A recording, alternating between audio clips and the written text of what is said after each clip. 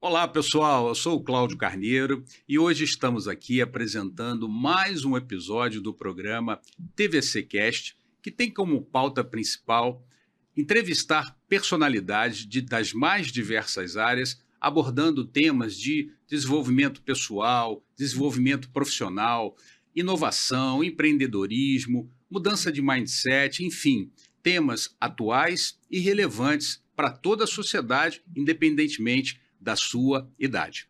E hoje a nossa entrevistada é uma pessoa muito especial, queridíssima, uma grande mulher, uma grande profissional que é referência nacional e internacional, escritora, professora, reitora da FIURJ e tantas outras atribuições que você, se não conhece, vai conhecer no episódio de hoje. Eu estou falando da querida amiga e reitora da FIURJ, doutora Carla Dolezel. Seja muito bem-vinda, minha amiga. Boa tarde, meu amigo, doutor Cláudio Carneiro. Boa tarde a todos que estão nos assistindo.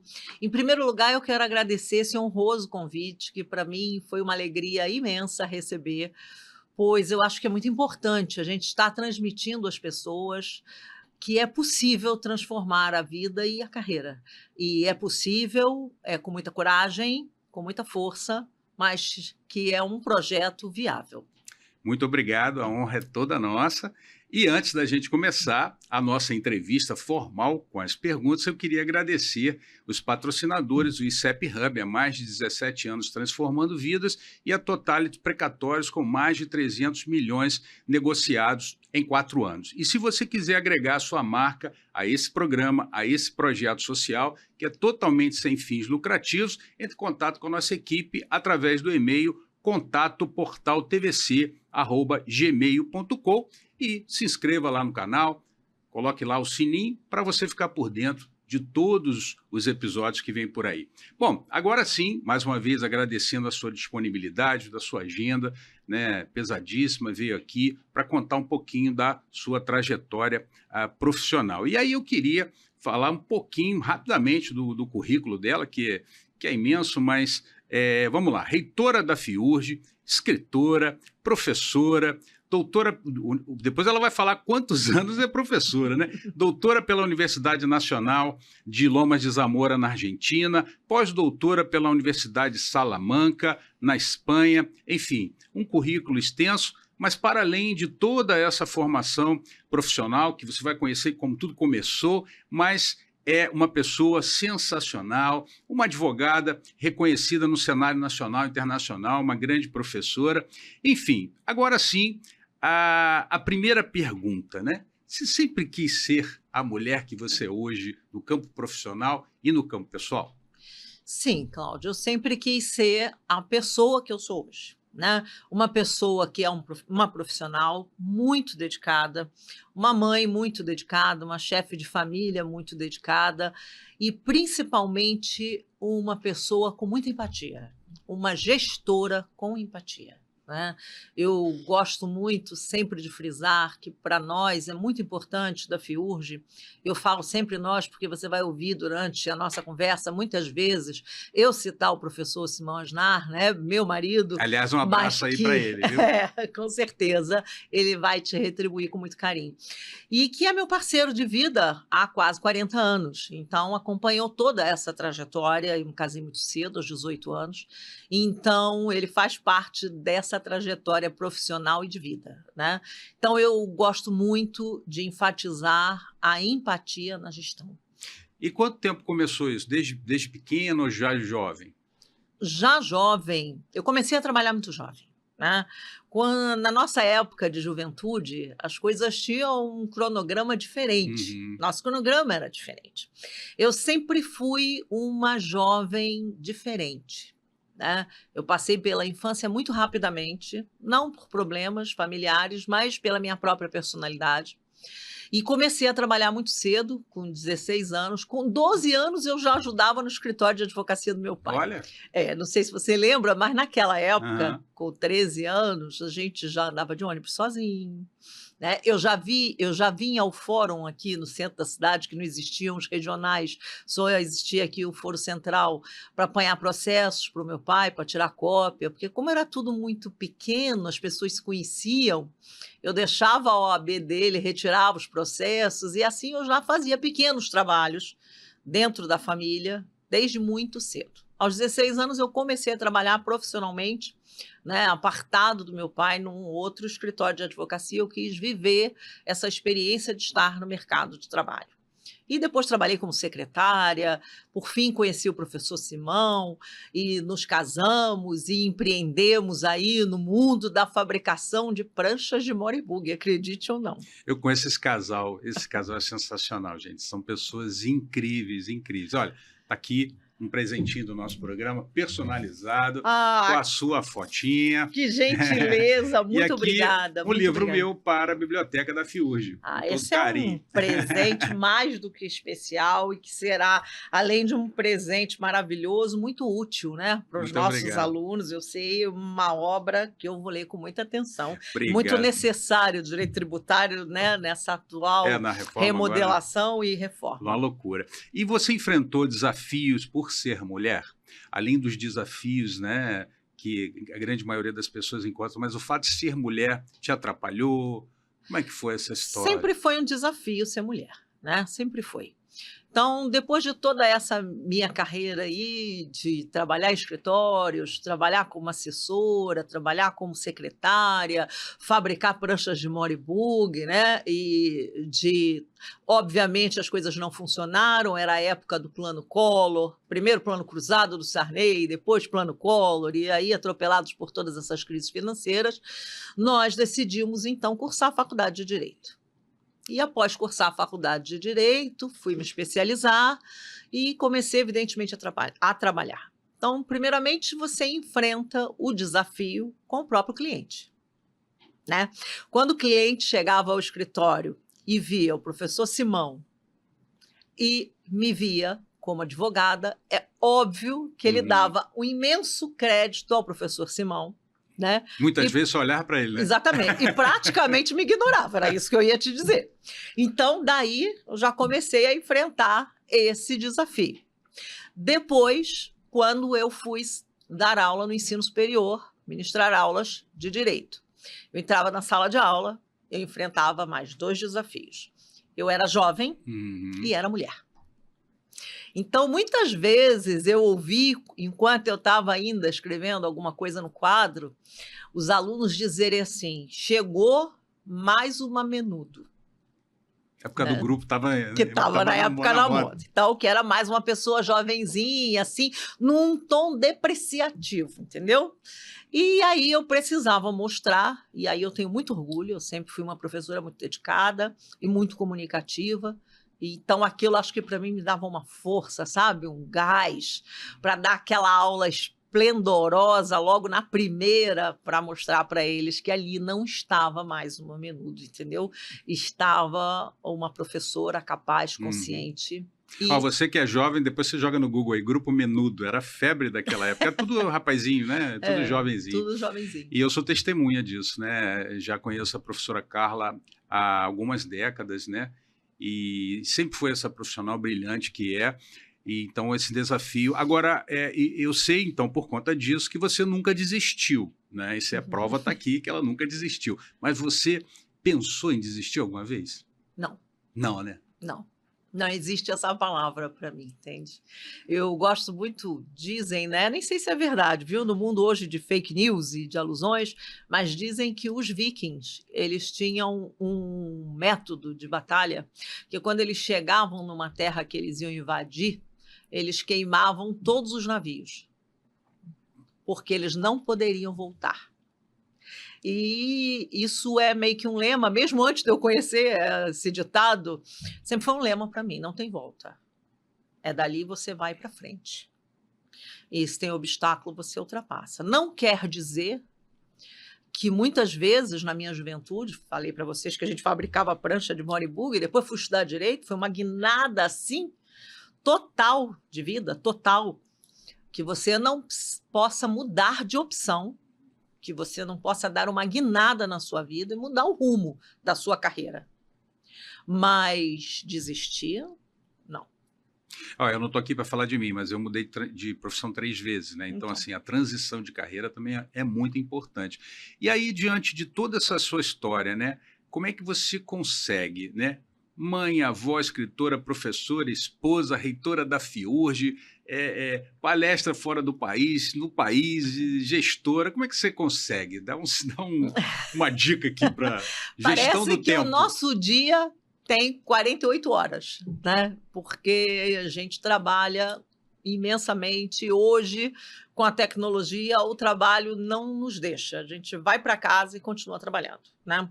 Eu fui mãe muito jovem, fui mãe aos 20 anos. Como eu te falei, casei aos 18, fui mãe aos 20. E fui mãe nessa trajetória, né? Enquanto era mãe, era empresária, enquanto era mãe, era estudante de direito. Meu filho teve aquelas doenças da infância, rubéola, catapora e tal, então muitas vezes eu saía da sala de aula para ensinar ele a ler, porque ele não podia estar no colégio, porque estava afastado. O professor Simão ficava assistindo a aula, copiando a matéria, como era no nosso tempo, né? Para que eu pudesse estudar depois. E foi sempre um trabalho construído conjunto, carregava os filhos, carregava os enteados para o trabalho, para o escritório, e arrastava todo mundo, e dando conta sempre de tudo assim, de uma forma, vamos dizer que improvisada. Porque quando você tem 20 e poucos anos, embora eu já fosse madura, porque comecei a trabalhar aos 16 e tudo mais, eu não era uma pessoa que não estava preparada para a vida, eu estava preparada para aquela vida, você improvisa, né? Você tem que improvisar. E até hoje a gente improvisa. É assim, como é que dá palestra aqui, como é que desenvolve, faz uma reunião cada hora de matemática diferente, a FIURJ exige muito isso da gente, né? No campo internacional e nacional. Então, são 1000 tarefas num dia. E isso vem muito da nossa capacidade, cobra muito da gente a capacidade de improvisar. E gestão é isso, né? É. Saber direcionar, gerir mesmo Gerir. com questões, algumas previstas, outras nem tanto, né? E durante essa sua história, né, de carreira, você teve figuras assim inspiradoras que você modelou, que você queria muito ser, assim, talvez a gente às vezes quer ser igual, né? Mas não por inveja, por modelagem mesmo, né? Você teve figuras inspiradoras? Sim, tive sim. No mundo do direito eu tive uma figura, primeira figura era o meu pai, era advogado. Então, mas por que vocês foram fazer faculdade de direito? Porque eu vi que o meu pai mudou a vida e a carreira dele, meu pai foi militar, depois era gerente de um posto de gasolina do meu avô, e enquanto fazia essas 2 atividades, ele estudou direito e quando ele se formou, ele mudou completamente a vida dele, né? Ele deixou de ser um rapaz muito humilde para ser um advogado de sucesso, comprar uma casa bonita, ter carro do ano. Então, isso, sem dúvida, esse exemplo de sucesso com a profissão, com o estudo, nos inspirou a fazer direito, né? A cursar direito. Depois que eu cursei direito, quando estava terminando a faculdade, eu fiz um curso de direito penal militar no Comando Militar do Leste, que era ofertado a alguns estudantes que faziam uma prova, uma espécie de concursos, selecionados faziam esse curso que era ofertado pelo Comando Militar do Leste, que era sobre direito penal militar. E lá eu conheci, entre um dos professores, o Dr. Lino Machado Filho, um grande advogado da área penal militar. Ele era da área penal e depois se especializou em penal militar, porque ele atuou muito na época da ditadura, né, dos anos 60. Então, ele foi uma grande inspiração para mim como profissional do direito, porque ele era um homem que acreditava no direito, acreditava nas ferramentas que a lei proporciona a um advogado, acreditava no poder da nossa atuação. Ele era muito forte quando ele dizia assim: olha, nós somos o último bastião da sociedade. Porque quando a medicina não te atende, porque o plano de saúde não autoriza, porque não tem o remédio disponível, porque você não pode pagar, é o advogado que vai te socorrer. Quando você sofre uma injustiça, penalmente falando, é o advogado que vai te defender.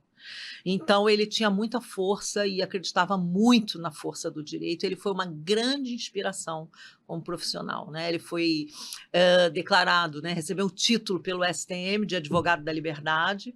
Ele aparece nesse filme que agora é super famoso, É mesmo? né, que ganhou o Oscar. Ainda Estou Aqui, lembrei o nome, e ele aparece, ele é o advogado, o nome dele é citado, ele é o advogado do Rubens Paiva, que tenta encontrar o Rubens Paiva, que solta a Eunice Paiva. Então ele foi muito atuante. Então ele foi uma grande inspiração como pessoa e como profissional. E você sabe que hoje você está nesse papel, né? Inspirando pessoas, como uma liderança feminina nesse cenário de gestão educacional, como outras atividades que você exerce também. E como uma pessoa que inspira outras, eu queria te fazer uma pergunta, especialmente para as mulheres, mas não só para as mulheres, porque eu sou homem e sou admirador do seu trabalho, da sua pessoa, né? Então, assim, mas eu queria que você desse uma dica para os jovens que têm você como inspiração, ou simplesmente aqueles que já estão te conhecendo agora, estão conhecendo um pouquinho mais da sua história, mas também, principalmente para as mulheres. Jovens que estão começando, pessoas que já estão na carreira, mas, sabe, estão meio que travada, e estão buscando voos maiores. Qual é a dica que você dá com toda a sua experiência de décadas? Primeiro, não desistir.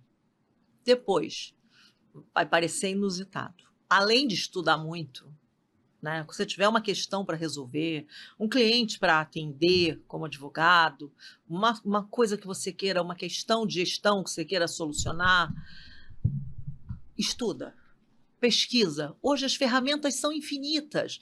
A tecnologia facilitou muito. Antigamente a gente precisava assinar, eu acho que era COAD, IOB. é isso, IOB, que eram informativos impressos que nós recebíamos semanalmente com as jurisprudências mais importantes de todos os tribunais. Então a gente tinha que ler aquilo incessante para achar um julgado. Hoje basta um clique, basta falar no seu celular que você tem a ajuda do IA, você tem a ajuda da internet, uma série de banco de dados. Então se prepare.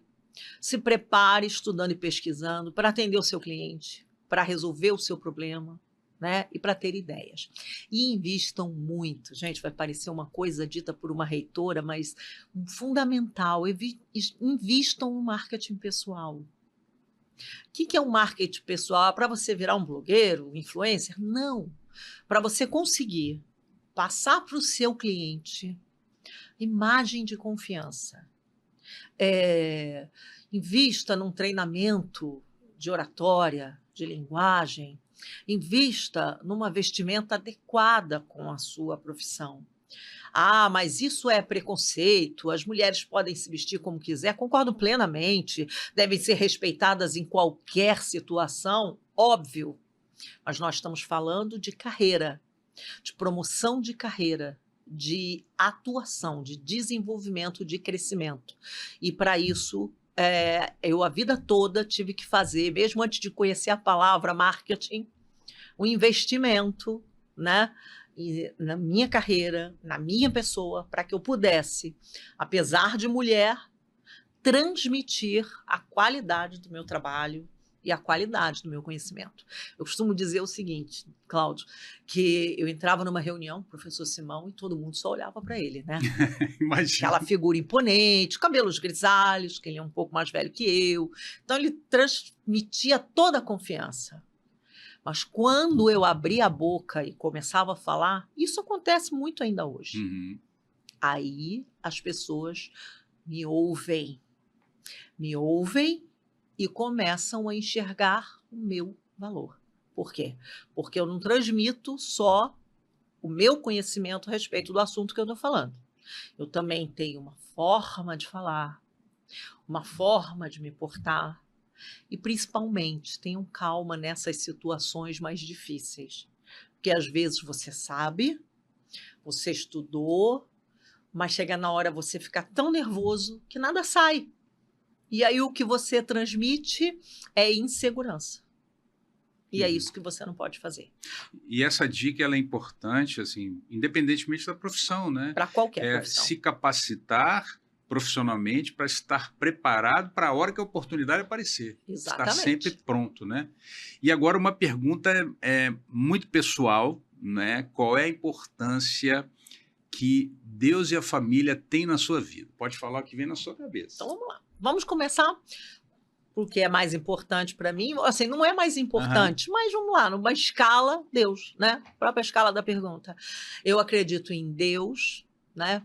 Eu não sou uma pessoa que tenho uma religião definida, mas eu acredito, sobretudo, em Deus, né? Numa força superior, capaz de nos dar força. Eu acho que Deus está em nós todo o tempo. E eu li um livro que mudou a minha vida quando eu era jovem, quando eu era muito jovenzinha, tipo 14, 13 anos. Eu era uma jovem muito rebelde. É mesmo? Essa história eu então, não extremamente rebelde, muito mesmo. Bastante rebelde. Eu fui uma filha difícil para o meu pai. Muito difícil. E ele me conduziu com muita sabedoria e parcimônia, mas eu fui uma jovem muito impetuosa. E a certo momento eu estava um pouco assim, sabe, atirando para todos os lados, sem saber bem o que fazer e tudo mais. E eu li um livro muito importante que me deu um rumo, e esse livro dizia assim, que cada um de nós tem um Messias dentro de si. Era o encontro de um aviador com um Messias. E o Messias desabafava com o aviador que ele estava cansado de fazer milagre pelos outros. Que todos iam a ele pedir um milagre. Então todos vão a Deus pedir um milagre. Não, cada um é capaz de fazer o seu próprio milagre. Deus nos deu essa força de fazer os nossos próprios milagres. Então a gente pede a Deus muita força, muita sabedoria, muita paz e muita saúde para poder realizar os nossos próprios milagres. Né? E a gente realiza os nossos milagres, primeiro tendo um propósito de vida e depois tendo perseverança e dedicação. Entendeu? Então, isso é a figura de Deus para mim. Uma figura muito importante, porque eu acho que sem a gente ter um apoio espiritual a certos momentos difíceis da nossa vida, que a gente tem muita dificuldade de ultrapassar se a gente não acreditar numa força maior. Independentemente da religião, né? Independente da religião. É Deus, né? É Deus, né? Uhum. É Deus, é isso. E para mim eu acho que todas as religiões têm como base a fraternidade, o amor ao próximo, a caridade. Eu acho que isso está em todas as religiões. Está nas regras básicas de todas as religiões, né? Se as pessoas que transmitem essas regras mudam, distorcem, são outras coisas. É coisa do mundo, não é coisa de Deus. E não é por acaso que a Bíblia é o documento mais lido do mundo, né? Exatamente. Agora, família. A família, para mim, é muito especial. Eu sou uma pessoa muito família, tá? Muito família. Sou muito dedicada. Eu sou filha única. E eu acho que por ser filha única, terminei sendo mãe de um filho único. Porque a vida vai atropelando a gente, né? Como eu contei, a carreira, o trabalho, junto com a maternidade, não dava tempo de me dedicar a ter vários filhos, embora eu adore criança, né? Mas tive uma felicidade imensa de ter 2 enteados e de ter 5 netas, todas meninas, e que para mim são muito importantes, nas quais eu me dedico muito, eu me preocupo muito com as pessoas da minha família, sou dedicada, ou seja, quando eles têm um problema, eles sabem que podem contar comigo.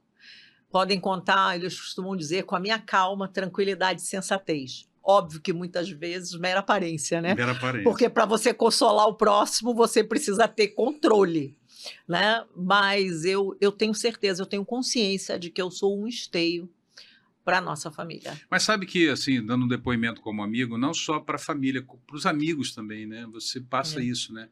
Essa sensação de porto seguro, né? De amizade autêntica, né? Eu valorizo muito a amizade, eu valorizo muito a fidelidade. Em que sentido? Você tem que dizer a verdade para o seu amigo, né? Não é fazer tudo que um amigo quer ou fazer tudo que a sua família quer, mas é ter coragem e sinceridade, não é nem fidelidade, é sinceridade, de dizer ao seu amigo, olha, eu não posso fazer isso, está além do meu poder. Eu não quero fazer isso, porque isso é uma coisa que eu estou aprendendo em terapia agora, tá, Cláudio? Depois que eu perdi meu pai, e que era uma grande referência para mim, nós tínhamos o mesmo nome, ele chamava Carlos Dolezel, eu chamo Carla Dolezel, nós temos a mesma profissão, nós temos a mesma assinatura, né? Tamanha era a minha admiração por ele, e é ainda hoje, porque eu acredito que ele mudou de endereço, ele está em outro plano, mas ele está em algum lugar e futuramente a gente se encontra, né? Mas eu acredito muito, muito que depois da terapia que é preciso saber dizer não, mesmo para as pessoas que a gente ama. Sabe o que que eu penso assim? Eu sempre uso essa frase. Para mim, a pior mentira, pior verdade é melhor que a mentira, Exatamente. né? Seja no momento que for. Tem forma de dizer, né? É. Mas Com a verdade carinho, sempre, com né? sinceridade, com explicação. Olha, É, eu não vou fazer por isso. Eu não quero fazer por isso. Mas eu aprendi que dizer sim quando você quer dizer não é dizer não para você. Você está dizendo sim para o outro e dizendo não para você. E quando eu reflito sobre essa frase, é muito significativa para mim. Eu não quero dizer não para mim. Entende? você está se colocando em primeiro lugar, né? É, É é importante isso. importante. É importante se valorizar, porque nessa vida corrida de multifunções, tanto na família quanto no trabalho, você precisa se priorizar. Importante esse depoimento. É um depoimento, né? É, É é um uma, depoimento, é uma experiência, uma porque assim, eu experiência. nunca pensei assim. É, Eu sempre pensei que a função principal é você tentar ajudar as pessoas, acima de qualquer coisa. No trabalho, a gente, como já te falei, a gente faz uma gestão muito empática. Eu acredito muito na horizontalidade, na empatia.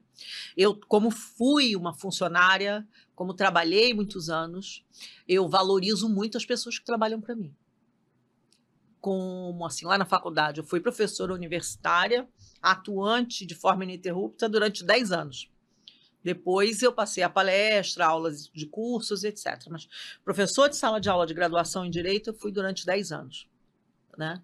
Então lá eu aprendi, na instituição que eu trabalhei, tudo aquilo que não se deve fazer com um professor. Tudo aquilo que não se deve fazer com um aluno. Então, na FIURG, eu procuro, e toda a equipe, transmito isso para toda a equipe, como a gente deve tratar as demais pessoas. Como a gente gostaria de ser tratado. Então, eu penso sempre como eu gostaria de ser tratado naquela situação. Não quer dizer sim a tudo, né? Mas como dizer não. Por que dizer não? Que momento dizer não? E que momento pôr limites nas coisas e nas relações. Vamos aproveitar então e falar um pouquinho de educação. Vocês viram que ela é reitora da FIURG, uma instituição que é nota máxima no MEC, né? E ela tem uma experiência muito grande na área de educação, passando por todas as etapas, né? Hoje você tem um gestor que não foi professor, né? Tem que estar ali na frente, né? Do combate, vamos dizer assim. Então ela tem uma larga experiência no Brasil, no exterior, com vários países. Eu queria aproveitar essa sua experiência para passar um pouquinho aqui para o pessoal que está nos assistindo. Quais os principais desafios educacionais que você verifica hoje ou enfrenta como uma gestora educacional? Olha, o principal desafio com relação aos alunos hoje, como uma gestora, é nivelar esses alunos. Como assim? Nós somos uma instituição privada, então recebemos Se quiser passar o alunos. site aí da FIURG, pode passar. É www.fiurj,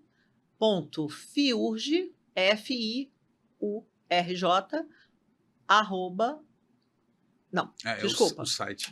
fiurge.edu.br, desculpa, gente, ia passar e-mail. Então, esse é o site da FIURG. Então, a principal dificuldade que nós encontramos é nivelar os alunos, porque a gente recebe muito bons alunos, alunos com muitas deficiências em português, e aí você coloca da língua portuguesa interpretação, às vezes redação, às vezes oratórias, mais diversas dificuldades, principalmente em língua portuguesa. Tá? Então, um dos pilares da FIURG, do projeto pedagógico da FIURG, é ter sempre um programa de nivelamento. Então, os alunos têm nivelamento durante quase todos os períodos. Não é só aquela disciplina de comunicação e expressão no primeiro período, esquece, nunca mais o sujeito tem uma aula especial de língua portuguesa. A gente tem um projeto de nivelamento que procura colocar todos os alunos no mesmo nível, onde ele tem a capacidade de interpretar claramente um texto, de redigir claramente uma petição, como é o caso do direito, né? Ou uma portaria, no caso da gestão pública, porque os cursos de graduação da FIURG são Direito e Gestão Pública. Então, essa é a principal preocupação hoje, né? Porque um aluno, nós entendemos que um aluno que sabe interpretar um texto, ele consegue interpretar a lei, a jurisprudência, ele consegue interpretar a pergunta da prova, e se ele sabe redigir, se ele tem uma boa redação, ele redige uma boa resposta, ele redige uma boa petição. Né? Então, a partir do momento em que ele está nivelado em português, dali para frente, ele parte sozinho. Ele sabe ler, ele sabe estudar. Né? E a FIURG usa um método de ensino socrático, né? Que também é chamado de sala de aula invertida. O aluno não vai para a sala de aula escutar o professor falar a doutrina para ele. Ele vai para a sala de aula apenas discutir casos concretos. Isso é desafiador. Isso é desafiador para o professor e é desafiador para o aluno. Eu posso dizer porque eu fui para a sala de aula. E foi um desafio enorme. Né? Primeiro, motivar os alunos a falar. Que eles têm que falar. Se eles ficarem na sala de aula caladinhos, é como se eles nem tivessem ido. Porque o professor caladinho vai ficar. Aquilo ali é um momento de debate. O aluno tem o material todo disponível anteriormente, através de uma plataforma, embora não seja ensino à distância, tem uma plataforma igual do ensino à distância, onde ele vai ter lá todo o material indicado pelo professor para leitura. Doutrina, artigos jurídicos, textos, tudo. Ali ele vai estudar. Ele vai se preparar para aquela aula. Dentro da sala de aula, ele vai tirar as dúvidas que ele teve e vai conhecer, através dos ensinamentos do professor, como ele vai usar tudo aquilo que ele estudou de forma prática na vida dele, como direito, como advogado ou como gestor público. Então, isso é um desafio aliado à tecnologia, é um desafio muito grande. E essa estratégia é boa, né? Democratiza na entrada, né? E afunila na saída. Nivela e afunila na saída. Né? Dá condição do aluno sair pronto para o mercado de trabalho. Né? Porque você sabe que uma grande deficiência no mundo do direito hoje é a língua portuguesa. É a ferramenta do advogado, é a língua portuguesa. Porque é muito bonito a gente ver a sustentação oral, os alunos são extremamente apaixonados pelo tribunal do júri, mas isso é 1% da vida real do advogado. 99, vamos dizer assim, 99 não, 50% é escrita e leitura. E os outros 49% é estudo. Essa é a famosa preparo. Foto, não é o filme, né? Exatamente. É a história da foto do filme. E aí, aproveitando essa sua experiência acerca do processo de ensino-aprendizagem, claro, a FIURG é uma instituição de excelência, né? Nota máxima no MEC. Então, eu queria ver a sua opinião sobre o cenário global, né? O aumento significativo de cursos, do ensino EAD, como é que você vê isso nesse cenário atual? Ele é necessário ou ele realmente precisa de uma fiscalização? Qual que é a sua opinião como gestora? Olha, como gestora e como educadora, eu penso que o que falta para nós é fiscalização. Né? Não é a abertura do número de cursos. É preciso que se abram cursos de qualidade. É preciso que haja uma maior fiscalização. Porque o que a gente vê hoje no mundo da educação superior é assustador. Né? A mercantilização do ensino superior no Brasil, seja em qualquer carreira, não só no direito, é assustador. Tá?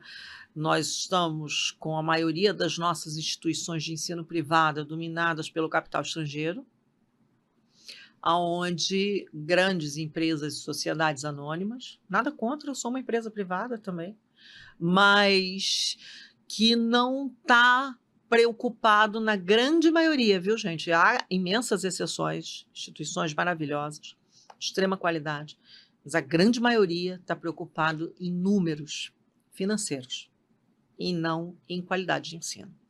E isso é muito assustador, porque você vê jovens, e geralmente quem vai para essa instituição são jovens de mais baixa renda, que têm mais dificuldade em pagar os seus cursos, né? Que não tiveram uma boa formação no ensino fundamental e, por isso, não têm boas notas no Enem para ir para universidades públicas.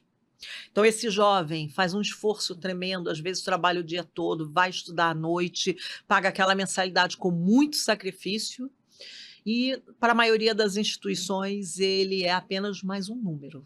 Ele não é uma pessoa que tem sonhos, ele não é uma pessoa que precisa sair dali pronto para o mercado de trabalho, pronto para poder transformar a sua vida. E eu queria pegar essa sua última fala, né? Hoje, falando sobre jovens, né? Que o jovem é o futuro do país, da sociedade e tal. E muitos jovens hoje, e eu vejo que isso até vai diminuindo, né? Porque eu tenho uma filhinha de 6 para 7, ela já fala sobre isso. O mundo dos TikTokers, dos YouTubers, você acha que isso desestimula ou não o ensino coloquial, a formação do nível superior? Ou você acha que realmente deve ser assim, mas não como regra? Deixa eu só contextualizar a pergunta. Isso é muito comum no futebol, né? Às vezes todo mundo quer ser futebol, mas visando ser o Neymar, ser isso e aquilo. Isso é 1%, né? Como é que você vê? Você acha que essa geração ela está influenciada pela internet e você acha que isso pode refletir lá nos cursos tradicionais ou não? O cara tem espaço para todo mundo. Olha, eu não vejo esse fenômeno como uma novidade. Ele está mais agravado e mais aumentado porque hoje a divulgação de informação é muito grande, em virtude da tecnologia. Mas lá, quando eu era jovenzinha, o sonho de toda menina era ser modelo, manequim e atriz, né? Estudar não era muito um sonho de ninguém naquela época. E ser jogador de futebol. Hoje mudou de modelo, manequim e atriz para influencer, para blogueiro, para ter uma vida em que você fica em casa de bermuda, ganhando um dinheiro fácil ali, fazendo alguns vídeos engraçados e etc. Mas desde aquela época a gente já sabe, né, que isso acontece, se realiza para 1% daqueles sonhadores. Para menos de 1%. Menos de 1% dos meninos que sonham em ser grandes jogadores de futebol conseguem realizar. No Brasil, 210 milhões de habitantes, nós temos um Ronaldo, um Ronaldinho, um Neymar, um Romário, né? Cada um numa década, né? Todo mundo na mesma. Então, continua distante, né? E outro dia eu vi uma frase muito emblemática, ou pelo menos uma fala muito emblemática, que enquanto jovens de classe média mais baixa, né? Os jovens com menos possibilidade financeira estão preocupados em ser jogador de futebol, influencers, e desprezam o ensino superior, os filhos das famílias abastadas cada vez estudam em melhores escolas, cada vez estudam em melhores universidades, cada vez vão fazer especializações fora do Brasil, cada vez estão mais dedicados à sua formação acadêmica. Isso mostra o que para a gente? Isso mostra que aquela elite dominante quer continuar dominando. E agora como? Através da cultura e da educação. Porque quem detém a informação detém poder. Então, os nossos jovens precisam abrir os olhos para essa realidade. Enquanto ele fica sonhando em ser TikToker, enquanto ele fica fazendo videozinho na cozinha, na sala, no quarto, o filho da família mais rica está estudando. Está estudando em bom colégio bilíngue, está se especializando, está querendo dominar a sociedade através do conhecimento. E ele só vai sair desse lugar comum que ele está fazendo igual. Ele não pode ir para uma grande universidade, ele não pode ir para uma especialização no exterior, mas hoje ele tem um mundo de informação nas suas mãos, no celular, no tablet e no computador. Isso não é mais um empecilho para a qualificação. Eu gosto até de falar duas coisas, se você me permite complementar essa partezinha, porque é importante ali, o pessoal que está nos assistindo.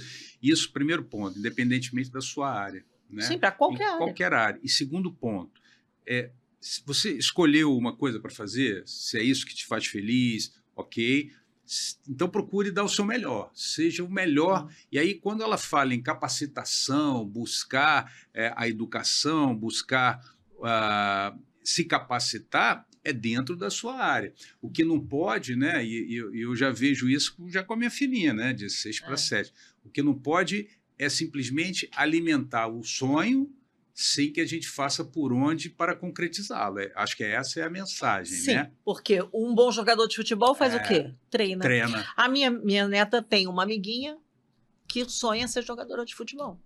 Ela treina 6 dias por semana. Ela joga futebol e ela tem 10 anos. 6 dias por semana. Então, o que ela está fazendo? Ela está se preparando para realizar o sonho dela. Então, uma pessoa que quer ser influencer tem que aprender e se dedicar, primeiro, a ter conhecimentos gerais para ter o que falar para o seu público, né? Cuidar da sua aparência não é mera vaidade, já falei isso para vocês aqui, é uma ferramenta importante. Uhum. O seu corpo é uma ferramenta de trabalho, sua aparência é uma ferramenta de trabalho. Tem que saber cuidar da ferramenta de trabalho para poder ser um influencer. Tem que entender de tecnologia, tem que entender de fazer bons vídeos. Então, para tudo na vida, a gente precisa se capacitar. Até para estar aqui, né, gente? Não basta sentar aqui e fazer pergunta. Tem toda uma estrutura, né? Tem toda uma equipe feríssima aqui por trás, o estúdio, profissionais de altíssima qualidade, entrevistados aqui com essa qualidade, né? E a gente tem que fazer o nosso dever de casa, pessoal. Dá trabalho, né? Tem que dar uma estudadinha antes para fazer as perguntas. Sempre tem que estudar. E eu queria aproveitar, porque esse ponto ele é muito importante, porque o nosso programa aqui eu vou até ousar dizer isso, né? É dar um choque de realidade, sabe? Assim, para você ver que é possível, que não é fácil para todo mundo, que tem gente que tem história difícil também, para você se inspirar e ver, poxa, se ela conseguiu, eu consigo também, né? E ser realista. Eu quero isso, então eu vou conseguir. Você arriscaria dizer, na sua experiência, porque eu ouvi dizer que a maioria das profissões do futuro a gente não conhece agora. Não sei se isso é verdade, se não é, mas na sua experiência grande nessa área, quais são as profissões que estão em alta? O que você vê assim para o futuro? Ou se esse futuro é longe ou perto? Como é que você vê? Um futuro que já não é mais futuro e é presente, é a tecnologia da informação. Uhum. Isso é uma profissão atualíssima e que vai estar presente no top das carreiras e das oportunidades de trabalho durante ainda, eu vejo, um longo período. Porque hoje, que a gente deseja ou não vivemos sem tecnologia. A gente está ligado e conectado à tecnologia. Então, cada vez mais, bons profissionais da área de tecnologia vão ter um sucesso nas suas carreiras. Outras profissões básicas, né, antigas, que vêm lá do Império. Engenharias, das mais diversas, o direito. O mundo não vai viver nunca sem um profissional. A máquina não substitui o homem dentro daquela especialidade do cérebro humano. Então, o direito é feito por experiências, né? As legislações são criadas a partir de experiências da sociedade e não é uma máquina. Para a máquina fazer isso, ela precisa ser alimentada por um humano com informações. Algum humano depositou aquela informação, produziu aquele texto do qual a máquina se alimenta para te dar respostas através do IA. Então, a medicina avançou imensamente com a tecnologia. Mas o médico, ele não vai desaparecer. O pesquisador da área médica, biomédico, ele não vai desaparecer. Então, em top 10, tecnologia da informação, né? As ciências exatas também estão muito em alta. Por quê? Porque durante muitas décadas elas foram relegadas. Então, hoje a gente tem uma carência de profissionais na área das exatas, grande. E temos uma carência que também acho que vai ser sempre, que é na área de humanas. Mas não é aquela pessoa, eu vou fazer direito, porque eu não sei o que eu quero fazer. Eu vou fazer administração, isso era muito comum na nossa juventude. Não sabe o que fazer, faz administração. O sujeito não tem uma empresa, ele não tem nada, ele não sabe, ele vai trabalhar. Aí eu costumo dizer assim, o dono de uma empresa, ele vai administrar ele ou ele vai contratar um administrador? Culturalmente, no nosso país, ele vai administrar ele mesmo, mesmo que precariamente. Então, é preciso... Agora, um administrador fera, um gestor qualificado, que dá um upgrade na empresa para onde ele vai trabalhar na gestão, mesmo não sendo dono, ele tem um valor de mercado que é imensurável. Um advogado, pesquisador, especialista numa área, né? Nós temos muitas áreas do direito que ainda têm carência de excelentes profissionais, né? Como o direito tributário ainda é uma grande área, o terceiro setor é uma grande área inexplorada pela maioria dos profissionais. Esse profissional vai ter sempre lugar e vai ter sempre destaque. Por quê? Porque ele se preparou, ele se capacitou. Isso é fundamental hoje em dia. Cada vez mais é preciso estar preparado, preciso se capacitar. Para o que quer que seja, para qualquer profissão. E eu vou te fazer agora uma pergunta bem aberta para você responder o que vier realmente na sua cabeça, assim, o que você acredita. O que é sucesso para você? Olha, sucesso para mim é fazer aquilo que a gente gosta, ladeado por pessoas que a gente gosta, pessoas que a gente confia, e fazer aquilo com muito amor e com tranquilidade. O sucesso para mim é ter paz de espírito. Paz de espírito de quê? Só ser tranquilo? Não. Ter a certeza de que você está dando o seu melhor para o seu cliente, para o seu aluno, e está fazendo aquilo ao lado das pessoas que trabalham com você. A FIURG nunca seria nota 5 se não fosse o empenho de toda a equipe, de todos os professores, da senhora que faz o cafezinho e leva lá para o avaliador um café bem gostoso, né? Ao professor que produz cientificamente e publica o que o MEC exige, ao coordenador que sabe gerir aquilo tudo. Então, nós não vamos a lugar nenhum sozinho. Então, sucesso para mim é ter uma equipe na qual você confia, na qual você pode seguir junto. Ah, mas o advogado tem equipe? Tem a secretária. Ele tem a atendente do telefone, que precisa atender bem o cliente, com simpatia, né? Se não tem uma resposta, inventa. Criatividade faz parte da vida. Não é para inventar uma mentira, mas inventa uma desculpa convincente, aquela pessoa que a gente chama de que tem jogo de cintura. Né? É fundamental você ter do lado uma pessoa dessa, que vai te ajudar nesses momentos. Então, isso para mim é sucesso. Sucesso é a gente acreditar no que faz, fazer o que gosta, ladeado de pessoas que têm o mesmo objetivo que você. Dicas de liderança, viu? Quer falar um pouquinho sobre os cursos de mestrado e doutorado que a FIURG desenvolve? A FIURG fez o caminho ao contrário, né, Cláudio? Você conhece a nossa trajetória, você é parte da nossa trajetória, foi um parceiro sempre maravilhoso. Nós começamos trabalhando com acordos de cooperação com universidades europeias, nos cursos de mestrado, doutorado, pós-doutorado, especialmente Portugal e Espanha. E depois de uma longa experiência de quase 20 anos trabalhando, nós resolvemos, então, fundar a FIURG. Para quê? Para aproveitar todo esse know-how, toda essa experiência e ofertar aqui no Brasil um ensino de qualidade, um ensino moderno, um ensino que transforme as carreiras e as vidas das pessoas. Né? E eu quero mais uma vez parabenizar você por esse projeto maravilhoso, fundamental. Às vezes uma pessoa precisa apenas ouvir palavras de confiança. Né?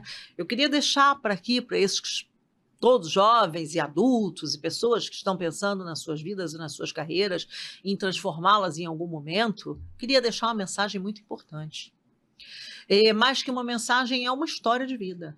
Como eu disse para você, eu comecei a trabalhar como secretária, depois eu comecei como assistente jurídico, né? Famoso boy, só que nem formada, nem na faculdade de Direito eu estava.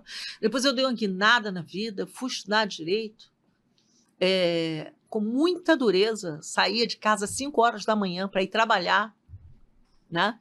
E depois eu ia para a faculdade à noite, chegava às 11h30 e ainda tinha uma casa para cuidar, um filho só para ver dormir, né? Porque eu deixava de manhã na minha mãe, pegava de noite, durante o dia ele ia para o colégio e tal.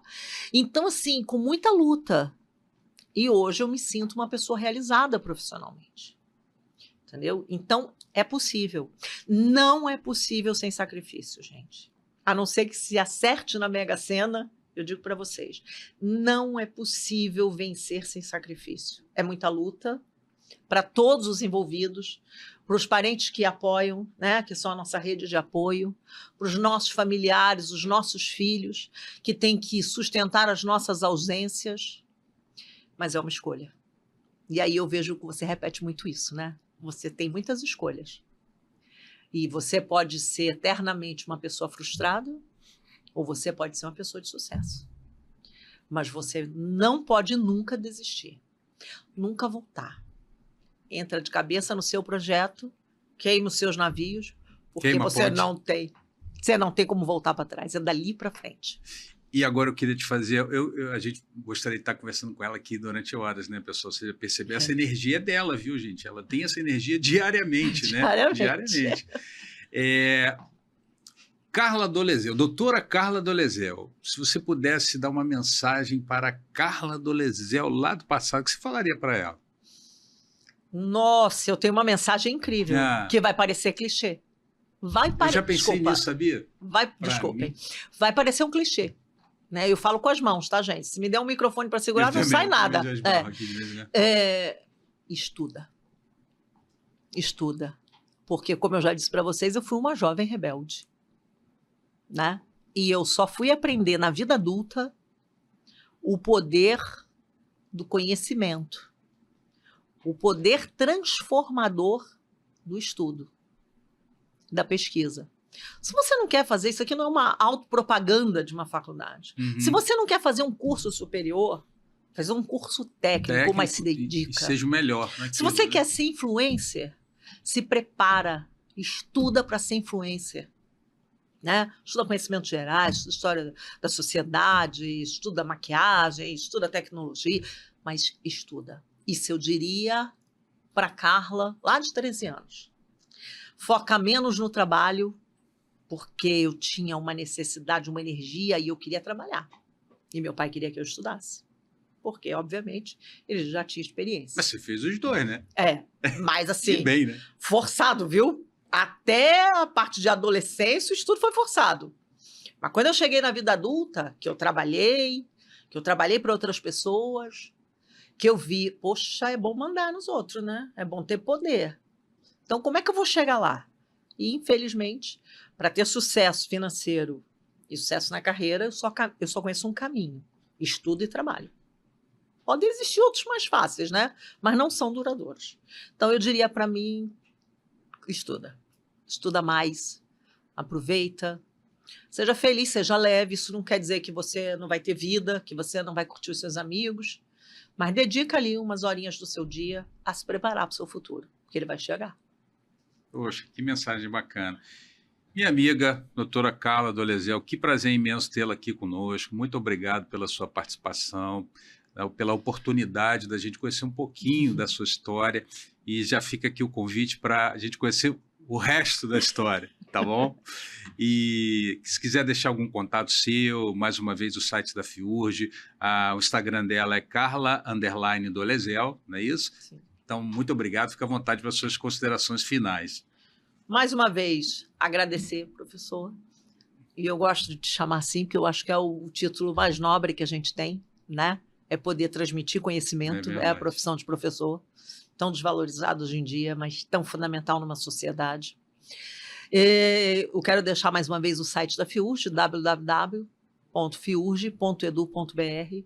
Lá, a gente, além dos cursos de graduação, tem vários cursos de qualificação que são importantes hoje para o profissional do direito. Né? Eu costumo dizer que o jovem advogado precisa pagar boleto. As pessoas não acham muito bonito falar em boleto, mas eu acho sim, porque é a vida real. Sim, claro. Então, elas precisam trabalhar para ganhar dinheiro, para pagar suas contas, para investir em mais especialização, em mais estudo, né? O desenvolvimento da sua carreira. Então, visitem, conheçam, é um trabalho bacana, é um trabalho feito por professores, eu costumo dizer, de professores para professores e alunos. Né? Muito importante, sigam seus sonhos, mas persigam seus sonhos com responsabilidade, com determinação e empenho, porque eles vão chegar. Lembre-se, cada um faz o próprio milagre. Cada um constrói a sua própria carreira. E é impossível ter tudo na vida. É preciso abrir mão de algumas horas de lazer, de algumas horas de prazer, para investir em você, mas esse fruto é certo que você vai colher lá na frente. Então, eu agradeço imensamente estar aqui mais uma vez, parabenizo mais uma vez esse projeto lindo de Transformando Vidas e Carreiras, te sigo nas redes porque todos os dias encontro uma mensagem de coragem, de empenho, que te motiva a seguir em frente, e isso é em qualquer época da nossa vida, né? Há dias bons, há dias ruins. Outro dia eu estava brincando, que ontem foi um dia assim, cheio de coisa para resolver, e eu disse assim, olha gente, alguém não está matando o seu leão, porque o combinado é matar um leão por dia. Hoje eu estou enfrentando uma savana cheia. E alguns estão até se escondendo, os leões. Né? Exatamente. Então, é isso. Sem sacrifício, a gente não chega a lugar nenhum. Mas a gente chega. Através de uma boa formação, de empenho e determinação, o futuro é um futuro lindo. Não precisa ser um futuro rico, mas é um futuro de sucesso pessoal, onde você encontra paz de espírito e realização. Muito obrigado. A gente fica muito feliz com a sua presença aqui, tá? Então, sigam lá também os eventos da FIURGS, tá? São eventos maravilhosos. Pena que a gente chega ao final, né? Tem que acabar, não tem jeito. Então, queria mais uma vez agradecer aos nossos patrocinadores, CEP Hub, há mais de 17 anos transformando vidas, e Totality Precatório, com mais de 400 milhões negociados em 4 anos. E se você também quiser agregar sua marca a esse projeto social, que é totalmente sem fim lucrativo, o TVCast é um braço desse projeto que chama-se Transformando Vidas e Carreiras, você pode entrar em contato com a nossa equipe através do contato portaltvc@gmail.com. E se você ainda não se inscreveu no canal, você vê que são entrevistas maravilhosas, se inscreve lá, é importante para nós que tenha um número significativo, aperta o sininho para você ficar por dentro dos próximos episódios e nos acompanhe também no nosso perfil no Instagram, @Transformando Vidas e Carreiras. Muito obrigado pela sua participação e até o próximo episódio. Bom, e eu queria apresentar a vocês a nossa série sobre educação financeira. Então, se você quiser ajudar o nosso projeto social, nós temos esses 3 e-books de educação financeira para crianças, jovens e casais. E junto com esses e-books existem também os mini-cursos. Então, se você tiver interesse em ajudar o nosso projeto social e, ao mesmo tempo, se atualizar um pouco mais, conhecer um pouco mais de dicas valiosas sobre educação financeira, está aí o link para você e você pode acessar toda a programação lá, tá bom? Muito obrigado.